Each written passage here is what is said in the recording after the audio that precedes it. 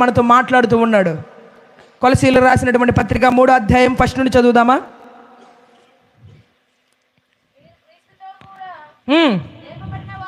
లేపబడిన వారైతే పైనున్న వాటిని వెదకండి.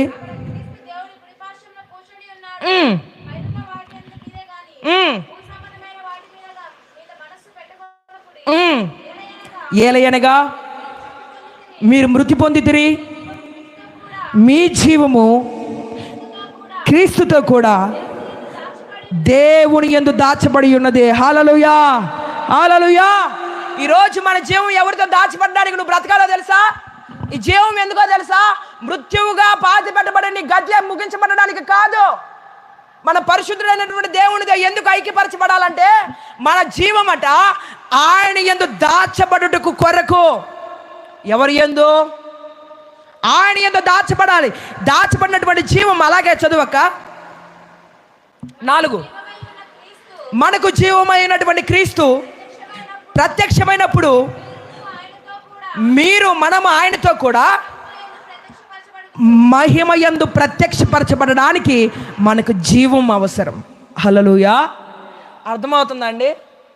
అర్థం కావట్లేదా? ఈ జీవము ఎందుకు బ్రతకాలి? చచ్చిపోయినటువంటి వాడు ఎందుకు బ్రతకాలి? ఒకసారి నాకెళ్ళి చూడాలమ్మా, అందరూ శ్రద్ధగా వాక్యాన్ని వినాలి. ఉపదేశాన్ని దేవుడు మనతో మాట్లాడుతూ ఉన్నాడు. గ్రహిద్దాం. నిశ్చయముగా మన జీవము ప్రభు అయినటువంటి యేసయ్యలో దాచబడి నడిపింపబడును గాక. ఆమెన్. మన జీవము దాచబడాలంట. ఎప్పుడు దాచబడుతుందో తెలుసా? ఎప్పుడు ఈ జీవము రేపటి దినాన దేవుడు ప్రత్యక్షపరచబడినప్పుడు ఆయన యందు మన జీవం ప్రత్యక్షపరచబడాలి. ఎప్పుడు ఈ కార్యం జరుగుతుందంటే నీవు జీవించినప్పుడు. ఆ వ్యక్తి చచ్చిపోయినటువంటి స్థితిలోనే లేడు. చచ్చిపోయినటువంటి వాడు లేచి ప్రభు కొరకు నిలబడి యుద్ధానికి మరలా సిద్ధమైపోయాడు. హల్లెలూయా, హల్లెలూయా. ఈరోజు ప్రతి ఒక్కరు కూడా చచ్చిపోతున్నారు, కానీ చచ్చిపోయేటువంటి స్థితిలోనే ఉన్నారు, కానీ మరలా లేచి దేవుని కొరకు నిలబడేటువంటి అనుభవం లేదు. నేను పడిపోయాను, నా పని అయిపోయింది, దేవుని కొరకు నేను ఏమి చేయలేను అని అనుకున్నటువంటి వారు అనేకులు ఉన్నారు. అయితే ప్రభు వారితో మాట్లాడుతున్నటువంటి మాట ఏంటో తెలుసా? నీవు పరిశుద్ధుడైనటువంటి యేసయ్యతో ఐక్యపరచబడితే, పరిశుద్ధుడైనటువంటి దేవునితో నువ్వు ఐక్యపరచబడితే ఆయనలో ఉన్నటువంటి ఆ ఎముకలలో ఉన్నటువంటి జీవం, ఆ పరిశుద్ధుని ఎముకలలో ఉన్నటువంటి జీవం, ఆ ఉపదేశంలో ఉన్నటువంటి జీవం నీలోనికి వచ్చి నీ జీవాన్ని ఆయనలో దాచి ఒకానొక దినాన ఆయన ప్రత్యక్షపరచబడినప్పుడు ఆయనలో నువ్వు కూడా ప్రత్యక్షమవుతావు. హల్లెలూయా, హల్లెలూయా. ఉపదేశం పరిశుద్ధకు సాదృశ్యమై ఉంది. ఉపదేశం ఎముక పరిశుద్ధతకు సాదృశ్యమైంది. ఇదే ఎముక ఉపదేశానికి సాదృశ్యమైంది. ఈ ఉపదేశం దేనికి సాదృశ్యమైందో తెలుసా? ఉపదేశం అంటే ఏంటి? వాక్యమే కదా. వాక్యమే ఉపదేశం కదా. ఈ వాక్యం దేనికి సాదృశ్యమైందంటే ప్రభు అయినటువంటి యేసయ్యకు సాదృశ్యమైంది. వాక్యం దేనికి సాదృశ్యం? దేవునికి సాదృశ్యం. గనుక ఈ వాక్యానికి మనం ఏం చేయబడాలి? అతుకబడాలి. గాల్లో బెటర్ కానీ శవాన్ని తీసుకొని పోయినప్పుడు కింద ఎముకలు ఉన్నాయి, శవాన్ని ఎముకలు ఉన్నాయి అని చెప్పి మధ్యలో పెడతారా? ఏం చేస్తారు? ఆ ఎముకల మీదే పెట్టాలి. ఇప్పుడు ఈ ఎముకలు, ఈ చనిపోయినటువంటి మృతమైనటువంటి దేహం ఏమైనాయి? కలిసిపోయినాయి కదా. ఎప్పుడైతే కలిసిపోయాయో, ఎప్పుడైతే ఈ ఎముకల్లో ఉన్నటువంటి పరిశుద్ధత అతనిలోనికి వచ్చిందో, ఆ ఎముకల్లో ఉన్నటువంటి జీవం ఎప్పుడైతే వచ్చిందో, ఈ ఎముకలు ఆ మృతమైనటువంటి దేహం ఎప్పుడైతే కలిసిపోయాయో అప్పుడు అతనిలో ఏమైంది? జీవం ప్రత్యక్షపరచబడింది. హల్లెలూయా, హల్లెలూయా. అతడు లేచాడు, నిలబడ్డాడు, మరలా యుద్ధానికి సిద్ధమైపోయాడు. ఆమేన్. మనం కూడా అంతే. నీవు ప్రభు అయినటువంటి యేసయ్యతో అతుకబడాలి. ఎముకగా, ఉపదేశంగా, వాక్యముగా ప్రభు ఉన్నాడు కదా. ఆ ప్రభు అయినటువంటి యేసయ్యతో నువ్వు అతుకబడితే ఆయనలో ఉన్నటువంటి జీవం నీకు జీవాన్నిచ్చి నిన్ను నిలబెడుతుంది. ఏ చచ్చినటువంటి అనుభవాలు మనలో ఉన్నాయో, గడిచిన కాలంలో, గడిచిన సంవత్సరాలు అనేకమైనటువంటి చచ్చిపోయినటువంటి అనుభవాలు, మృతతూల్యపోయినటువంటి అనుభవాలు మనలో ఉండవచ్చు. మృతతుల్యమైనటువంటి అనుభవాలు, మృతతుల్యమైనటువంటి కార్యకలాపాలు మన బ్రతుకుల్లో ఉండి ఉండవచ్చు. అయితే ఈ నూతన సంవత్సరంలో వాటన్నిటిని ప్రభు నిరార్థకము చేసి ప్రభు జీవాన్ని నీలో ఆయన ప్రత్యక్షపరచబడిపోతూ ఉన్నాడు. హల్లెలూయా, హల్లెలూయా. ఈ జీవము ఆయనలో దాచబోతూ ఉన్నాడు. ఆమేన్. ఆయన ఏం చేస్తాడండి? ఈ జీవాన్ని నేను బ్రతికించడమే కాదు, నీకు జీవాన్ని ఇచ్చడమే కాదు, ఈ జీవం అంట ప్రభు అట దాచి పెడతాడట. ఎందుకు దాస్తాడో తెలుసా? ఈ జీవాన్ని అపవాది మరలా దొంగిలించకూడదని. మనుషులు దాచిపెడితే ఏం గూట్లో పెడతాడో, చెమ్ము కింద పెడతాడో, బిందె కింద పెడతాడో. డబ్బులు అయితే దాచిపెడతాడు, జీవాన్ని ఎవరు దాచిపెడతారండి? కదా. మీ ఇంట్లో డబ్బులు అయితే పప్పు డబ్బాలో పెడతావు, బంగారం అయితే బీరువాల లాకర్లో పెట్టి తాళం వేసుకుంటావు. మరి జీవాన్ని ఎలా దాచిపెడతావు? ఎక్కడైనా దాచగలిగినటువంటి స్థలం ఉందా? భూప్రపంచంలో ఎక్కడ ఎతికినా, ఈ భూమి మీద నువ్వు ఎక్కడ తిరిగినా నీ జీవాన్ని దాచగలిగినటువంటి స్థలం ఏమైనా ఉందా? ఏం లేదు కదండి. మరి మన జీవాన్ని దాచిపెట్టేది ఎవరు? మన జీవమును దాచిపెట్టువాడు నజరేయుడైనటువంటి యేసు ప్రభు ఒక్కరే. హల్లెలూయా, హల్లెలూయా. ఆ జీవాన్ని ప్రభు ఆయనలో దాచిపెడతాడు. ఎందుకు దాస్తాడో తెలుసా? ఎందుకు దాచిపెడతాడో తెలుసా?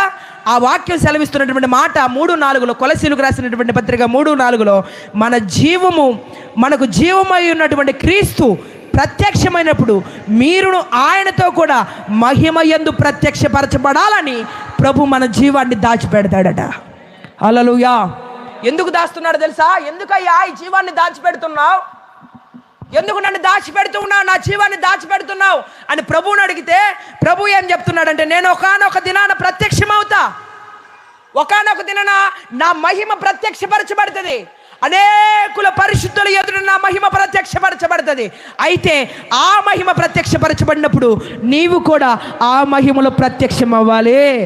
హల్లెలూయా. ఎంత గొప్ప భాగ్యం అండి. ఆయన ప్రత్యక్షపరచబడినప్పుడు మన మహిమ కూడా ప్రత్యక్షపరచబడడానికి దేవుడు ఏం చేస్తున్నాడు? మన జీవాన్ని దాచిపెడుతున్నాడు. మన జీవాన్ని ప్రభు దాస్తూ ఉన్నాడు. కారణం ఏంటంటే నీవు మహిమయందు ప్రత్యక్షపరచబడాలని. నరకానికి పోయి కాలుతా ఉండడానికి దేవుడి ఉద్దేశం కాదు. దేవుడు గొప్ప సంకల్పం మానవుని పక్షాన దేవునికి ఉన్నటువంటి గొప్ప సంకల్పం ఏంటంటే, నీవు ప్రభువుకు ఐక్యపరచబడితే, ప్రభుతో ఐక్యపరచబడితే, ఆయనలో ఉన్నటువంటి పరిశుద్ధత నీకు జీవాన్ని ఇస్తే, ఆ జీవం క్రీస్తులో దాచబడితే, ఆ దాచబడినటువంటి జీవం ఒకానొక దినానట ప్రభు మహిమ ఎదుట ప్రత్యక్షపరచబడాలంట. అట్టి కృప దేవుడు మనందరికి అనుగ్రహించును గాక. ఎప్పుడు ప్రత్యక్షపరచబడతావు? డబ్బులు పెట్టి కొనుక్కుంటే ప్రత్యక్షపరచబడతామా? మరి ఎప్పుడు ప్రత్యక్షపరచబడతావు? ఎప్పుడండి? ఎప్పుడు రానున్న రోజుల్లో ప్రత్యక్షపరచబడతాంలే అని అంటారా? ఇంకా రోజులు ఉన్నాయిలే చూసుకుందాం అంటారా? రోజులు లేవు, వైరస్లు వస్తున్నాయి. ఒక పక్క మొదలైంది, దేశం మీదకి దేశాలు మీరు చూస్తున్నారు, యుద్ధాలు జరుగుతూ ఉన్నాయి. మన దాకా ఇంకా వస్తున్నాయి, క్రమక్రమంగా వస్తాయి. రోజులు సమీపించాయి, ప్రభు రాకడ సమీపించింది. అయితే నీవు ఈ శుద్ధీకరణ ప్రార్థనలోకి వచ్చి ఉన్నటువంటి మనందరము కూడా ప్రభువులో మన జీవం దాచబడినట్లుగా దేవునితో అంటుకట్టబడి ఆయనలో ఉన్నటువంటి పరిశుద్ధత మనమందరం పొందుకొని బ్రతకాలి. హల్లెలూయా. పరిశుద్ధత నీలో ఉన్నప్పుడే ఆయనలో ఉన్నటువంటి జీవం నీలోకి వస్తుంది. ఆయా భక్తుడు చెప్తున్నాడు, నా ఎముకలకు స్వస్థత లేదు, నా ఎముకలలో ఆరోగ్యం లేదు, నేను క్షీణించిపోతూ ఉన్నా, నా బ్రతుకంతా అయిపోయింది, ఇంక నేనేమి చేయలేనయ్యా, నాకు ఆరోగ్యం కొరవైపోయింది. నీ కోపాగ్ని వలన ఎందుకు కోపపడుతున్నావు అంటే, నాలో పాపం ఉంది కనుక, నువ్వు కోపించావు కనుక నాకు ఆరోగ్యం లేదయ్యా, నా బ్రతుకులో ఆరోగ్యం లేదు, నా పరిస్థితులన్నీ వేరేలాగా మారిపోయాయి అని భక్తుడు రోధిస్తూ ఉన్నాడు. కారణం ఏంటో తెలుసా? పాపం వలన ఒక మనిషి జీవితంలో ఆరోగ్యం దూరం అయిపోతుంది. పాపం వలన ఎముకలలో స్వస్థత ఉండదు. పాపం ఒక మనిషిలో సమీపిస్తే చచ్చిపోయినటువంటి స్థితిలో ఉన్నటువంటి వారు బ్రతకరు. అయితే నీవు ప్రభువుతో ఐక్యపరచబడి నీ పాపాన్ని తొలగించుకొని ప్రభువులోకి వస్తే ఆయనలో ఉన్నటువంటి జీవాన్ని నీకు ఇస్తాడు కనుక నీవు బ్రతుకుతావు, నువ్వు పరిశుద్ధుడిగా మార్చబడతావు. హల్లెలూయా. ఈ పరిశుద్ధుడు ఏం చేయాలో తెలుసా? అంతటితో ఆగిపోకూడదు. ఇప్పుడు ఆయనలో ఉన్నటువంటి జీవం నీలోకి వచ్చింది కనుక ఈ జీవం ఏం చేయాలో తెలుసా? చచ్చిపోయేటువంటి స్థితిలో ఉన్నటువంటి వారిని బ్రతికించేదై ఉండాలి. హల్లెలూయా. ఒక పరిశుద్ధుని ఎముకలకు, ఆ ఉపదేశానికి ఈ చచ్చిపోయినటువంటి స్థితిలో ఉన్నటువంటి వారు తగిలినప్పుడు మనందరం జీవింపజేయబడ్డాం కదా. మనందరం ఒకప్పుడు చచ్చిపోయినటువంటి స్థితిలో ఉన్న వారమే. దేని ద్వారా? మన అతిక్రమముల ద్వారా, మన పాపముల ద్వారా, మన శాపముల ద్వారా చచ్చిపోయేటువంటి స్థితిలోకి వెళ్ళిపోయాం. అయితే దేవునిలోకి వచ్చిన తర్వాత, ఆ వాక్యానికి మనం అంటుకట్టబడిన తర్వాత, ఆ వాక్యంలో ఉన్నటువంటి జీవం మనం బ్రతికించి ప్రభు సన్నిధిలో మనల్ని అందరూ నిలబెట్టింది కదా. నిలబెట్టిందా లేదా? నిలబెట్టిందండి. మీరందరూ బాప్తిసం తీసుకోలేదా? బాప్తిసం తీసుకున్న వాళ్ళంతా దేవుని చేత వాళ్ళందరూ ఏమయ్యారు? వారి జీవం దేవుని యందు దాచబడి ఉంది. తెలుసుకోవాలి ఈ మాటలన్నీ. మనం బాప్తిసం పొందాం, ఇలా బాప్తిసం ఇస్తారు. ఎలా ఇస్తారు? వెనక్కి ఇస్తారు. ఒక శవాన్ని పూడ్చిపెట్టి మనం అందరం కూడా ఇలా పాతి పెట్టబడ్డాం. మన పాపముల ద్వారా పాతి పెట్టబడ్డాం. పాతి పెట్టబడినటువంటి మనము ఇప్పుడు ఇలా తిరిగి లేచేటప్పుడు ఎవరితో లేస్తున్నామో తెలుసా? ఎవరితో లేచావు? నీ ప్రాచీన స్వభావాన్ని, నీ ప్రాచీన పురుషుణ్ణి, మృతతుల్యమైనటువంటి నీ పాపపు క్రియలన్నిటిని కూడా క్రీస్తులో పాతి పెట్టబడి దేవునిలో మనందరం కూడా జీవంతో నింపబడి లేపబడుతూ ఉన్నాం. హల్లెలూయా, హల్లెలూయా. ఇప్పుడు ఎవరి జీవం మనలో ఉంది? యేసయ్య జీవం మనలో ఉంది కదా. ఈ జీవం ఇంతటి ఆపేద్దామా? ఏం చేయాలి? ఎంతోమంది మృతతుల్యమైనటువంటి ప్రజలు ఉన్నారు, చచ్చిపోయేటువంటి స్థితిలో ప్రజలు ఉన్నారు. అయితే ఈ ప్రజలందరినీ కూడా నీవు పరిశుద్ధుడిగా బ్రతుకుతూ వారందరినీ చచ్చిపోయినటువంటి స్థితిలో ఉన్నటువంటి వారిని బ్రతికించేటువంటి వ్యక్తిగా, బ్రతికించేటువంటి వ్యక్తురాలుగా మనందరం మార్చబడాలి. హల్లెలూయా. ఎప్పుడు ఈ కార్యం జరుగుతుంది? ఎప్పుడు నీ ద్వారా అనేకులు బ్రతుకుతారు, ఎప్పుడు నీ ద్వారా అనేకులు జీవం కలిగినటువంటి దేవుని వైపు మరలు కొల్పబడతారంటే నీలో పరిశుద్ధత ఉన్నప్పుడు, నీ ఎముకలు పరిశుద్ధతతో ఉన్నప్పుడు, నీవు ఉపదేశంలో పరిశుద్ధంగా నీ జీవితాన్ని కట్టుకుంటున్నప్పుడు నువ్వేం చేయబడతావంటే అనేకమైనటువంటి మృతతుల్యమైనటువంటి ఎముకలను ప్రభు వైపు తిప్పగలిగేటువంటి శక్తిమంతుడిగా నువ్వు మార్చబడతావు. హల్లెలూయా. ఏందయ్యా మాకు ఇగ్గోల? ఒక ఆశీర్వాదం మాటలు చెప్తే ఆమెన్, హల్లెలూయా. నీ కుటుంబం దీవించబడాలంటే ఆమెన్ అంటావు, నీ బ్రతుకు దీవించబడాలంటే హల్లెలూయా అంటావు, నీ పిల్లల భవిష్యత్తు ఆశీర్వదించబడాలంటే హల్లెలూయా అంటావు. పరిశుద్ధంగా బ్రతకాలి, పరిశుద్ధంగా జీవిస్తే నీ జీవం క్రీస్తుతో కూడా దాచబడుతుంది అంటే ఆమెన్, హల్లెలూయాలో ఉండవు. ఆయన నచ్చవు చాలామందికి. అందరికి నచ్చేదండి తెలుసా? దీవెన ఆశీర్వాదం. ఇది దీవించబడే కూటం కాదండి. ఇదే కూటం? పరిశుద్ధాత్మ కూటం. నాకు ఇది ఒక్కటే. మీరు అందరూ ఏం బాధపడవాకండి. నేను మాట్లాడాలనుకున్న దేవుడు మాట్లాడిస్తున్నటువంటి ప్రతి మాట శ్రద్ధగా వినండి. నిశ్చయముగా నా దేవుడు ఇక్కడ నుండి తిరిగి వెళ్ళేటప్పుడు ఆయన జీవమును మనలో ప్రత్యక్షపరచునుగాక. ఆమెన్. వినాలి. ఈ మాటలు ఎవరు చెప్పరు. ఎందుకో తెలుసా? బాధపడతారేమో, సంఘానికి రారేమో, ఇలా చెప్తే ఇలా బోధిస్తే వెళ్ళిపోతారేమో, వాక్యం ఇలా గద్దిస్తే ఉండరేమో అని చాలామంది వాక్యాన్ని చెప్పరు. ఇది మనం వెళ్ళిపోవడానికి కాదు కదా. మనం అందరం ఎందుకు వచ్చాం? వాక్యాన్ని నేర్చుకోవడానికి వచ్చాం. ఎందుకు వచ్చామండి? నువ్వు వింటున్నావు, నేను వింటున్నా. నేను నేర్చుకోవాలి, మీరు నేర్చుకోవాలి. ఎవరు మాట్లాడుతున్నారు? నేను మాట్లాడట్లా. పరిశుద్ధాత్మ దేవుడు మనందరితో మాట్లాడుతూ ఉన్నాడు. హల్లెలూయా. పరిశుద్ధాత్మ దేవుడు మనతో మాట్లాడుతున్నప్పుడు నేర్చుకోవాలి. ఇది ఒక బైబిల్ పాఠాలు. ఈ బైబిల్ పాఠాలను నువ్వు నేర్చుకోవాలి. అసలు నీ జీవం ఎందుకు? ఈ జీవం ఏమైపోతుంది? రేపటి దినాన ఇలా బ్రతుకుతున్నాం కదా, ఇంత పరిశుద్ధంగా జీవిస్తున్నాం కదా, రేపటి దినాన మనం అందరం ఏమైతామో కూడా తెలియకుండా భక్తి చేస్తే ఆ భక్తి ఎందుకు తెలియాలి కదా. ఇంత భక్తి చేస్తున్నావు, వారం వారం చర్చికి వస్తున్నావు, చందా వేస్తున్నావు, బల్లారాధన అంటే ఉపవాసం ఉంటాను, ఎందుకు ఇదంతా? ఎందుకండి? బల్లారాధన తర్వాత ప్రేమ విందు పెడతారనా? చికెన్తో 4 ముక్కలు పెడతారనా? కాదు కదా. ఈ భక్తి అంతా ఎందుకు మనకి? ఇంత ప్రయాస ఎందుకు? ప్రభువులో మనం పడుతున్నాం తెలుసా? ఈ జీవము ప్రభువులో దాచబడుటకు కొరకే. హల్లెలూయా. శత్రువు లోకంలో తిరుగుతూ ఉన్నాడు. గర్జించు సింహం వలె ఎవరిని మిరింగుతున్నా అని, ఎవరి జీవాన్ని కొనిపోతున్నా అని గర్జించు సింహం వలె వాడు తిరుగుతూ ఉన్నాడు. నీ జీవం దాచబడలేదా? వాడి చేతిలో మిరింగివేయబడతావు. వాడు మనల్ని మిరింగేస్తాడు. అయితే నీ జీవము ప్రభుతో దాచబడితే ఏ శత్రువు కూడా నీ జీవాన్ని ముట్టలేడు.